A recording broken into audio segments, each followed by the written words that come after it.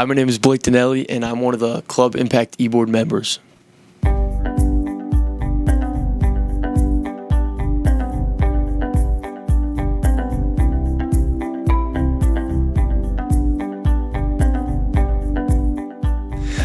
So I was born into a Christian household. Both my parents and both sides of the family are very Christian, and so that's how I was raised. That was kind of my upbringing. And then going into COVID, I didn't really I kind of lost that because it was just everything was going on, and I just didn't put any effort in my faith anymore. And then come middle of 8th grade, I was invited to a different church for a youth group with my friends, and that's really where I found a lot of my faith and my kind of got reintroduced to God.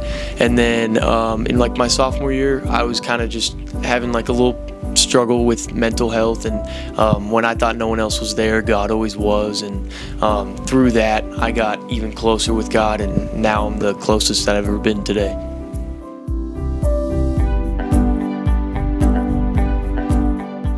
In my everyday life, faith is definitely something that I lean on.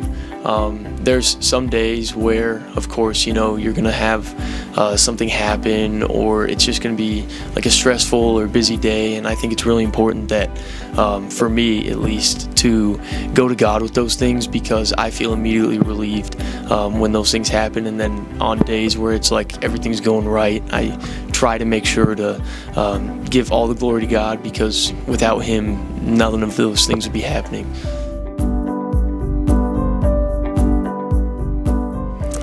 Well, I'd say my favorite verse is probably Proverbs 27:9, and it says, "A sweet friendship refreshes the soul." And I found that to be very true in my friendships. I can always kind of tell the difference.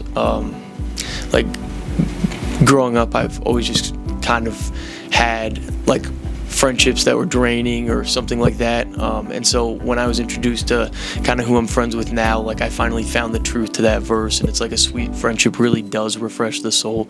And I love that verse because it just reminds me that it's the people that I surround myself with, if they're from God, will be refreshing to be around and be with.